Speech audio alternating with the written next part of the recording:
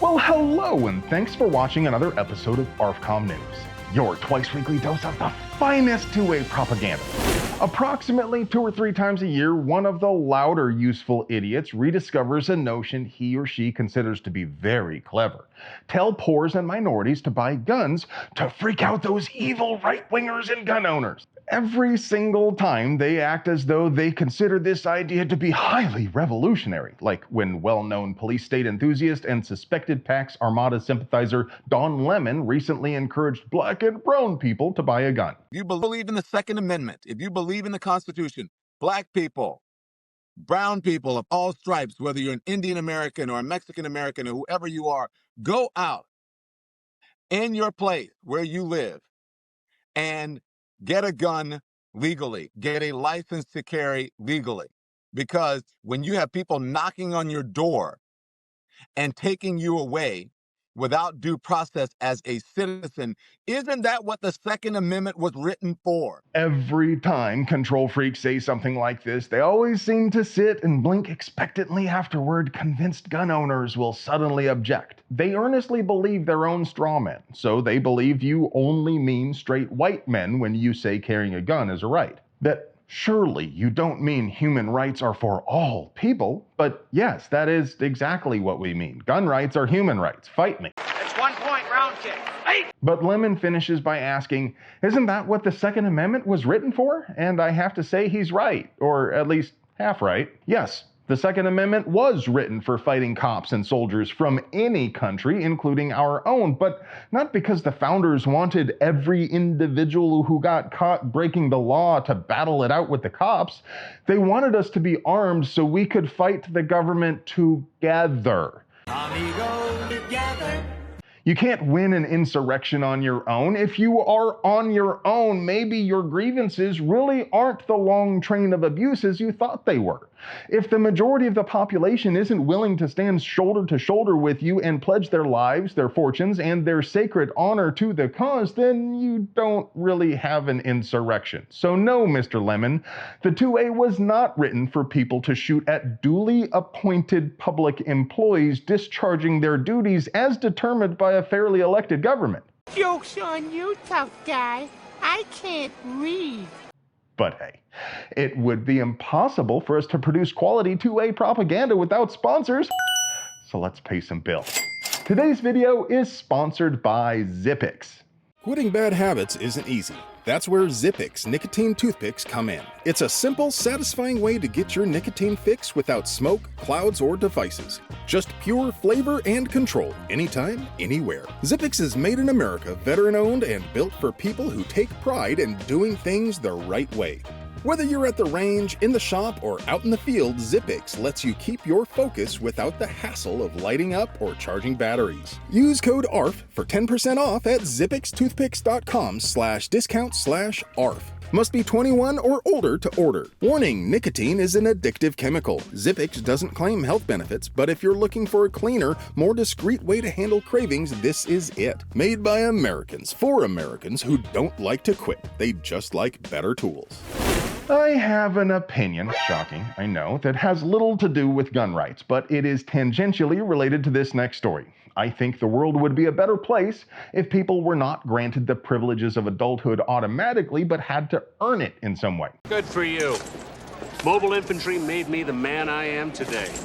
The problem is, we could never agree on what the standards ought to be, so the only truly equitable way to bestow adulting privileges is by age.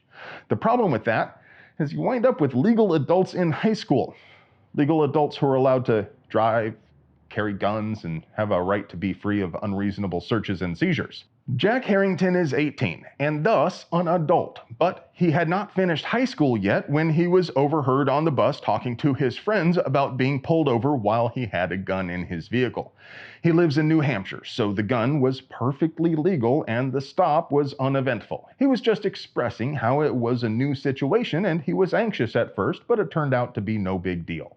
At no time did he even remotely suggest the gun was on school property or that he would even consider bringing it to school. Nevertheless, some neurotic Karen-in-waiting got her knickers in a twist and reported him to the school where they attempted to browbeat him into consent to search his vehicle.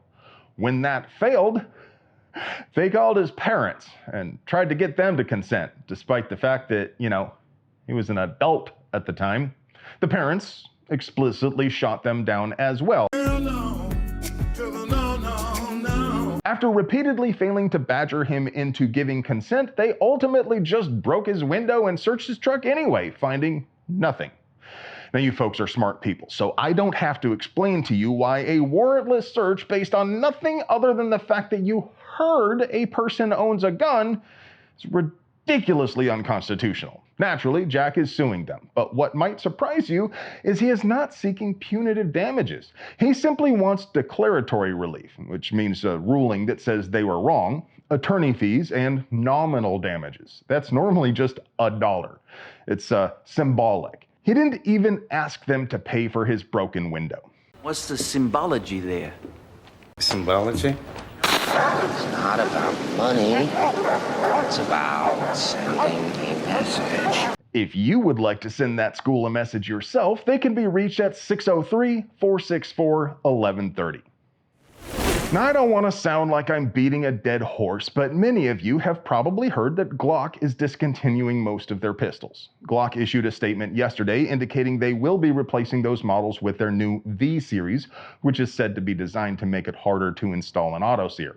Glock says the V series will be available in December. And Jared AF published a video with data scraped from the Glock website, which seems to indicate they are preparing for a Gen 6 release as well. If the new Glock models do introduce a feature intended to frustrate the installation of an autosear, I still wouldn't bet against those mad lads in the squirter communities having a 0-day exploit ready before the new gen even hits dealers. Making striker-fired pistols go brrr is pretty easy, mechanically speaking, and the main reason we don't see as many autosears for other guns is they're just not as popular. Naturally, a lot of folks have pointed out this move is in response to the recent ban on Glocks in Californistan, as well as the lawsuits over switches from Californistan, as well as several of the other more authoritarian states, and I'm sure that's a big part of it, but like many business decisions, there could be other factors involved. Not that simple, Larry. It's not that simple.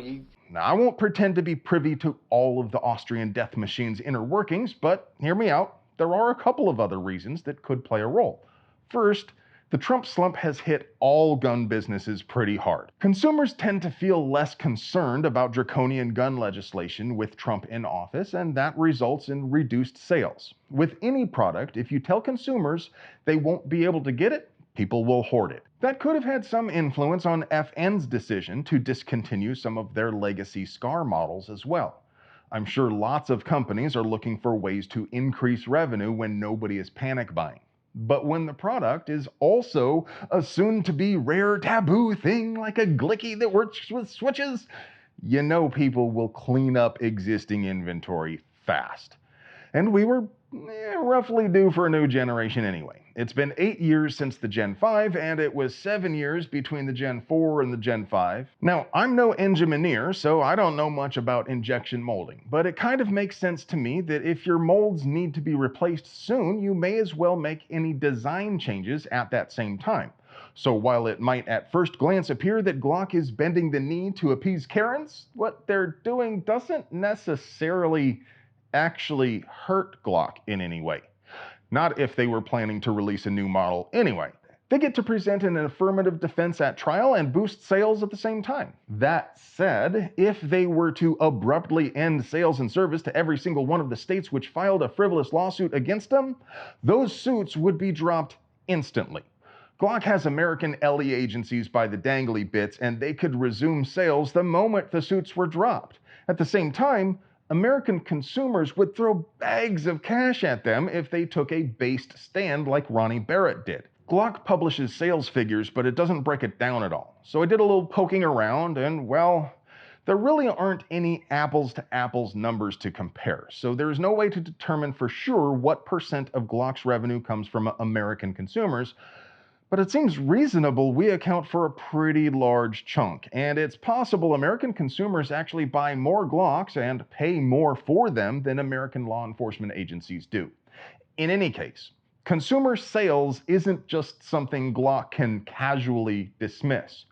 Remember what happened to Smith & Wesson when they bent the knee to the Clintons after Big Blue came under European ownership. I know personally lots of gun owners who still refuse to purchase Smith & Wesson. You can't expect European corporations to care about American gun rights, but you can expect them to care about money. And from a purely revenue perspective, it would be smart to win the favor of American consumers, especially considering Glock isn't even the only company that makes Glocks anymore. There are scores of companies making Glocks cheaper, and some are arguably making them better too. And by the way, those switches would still work with every legacy Glock brand Glock out there, as well as most of the generic non-Glock Glocks. And now, for your moment of zen. Does a red dot sight affect the muzzle rise of your pistol?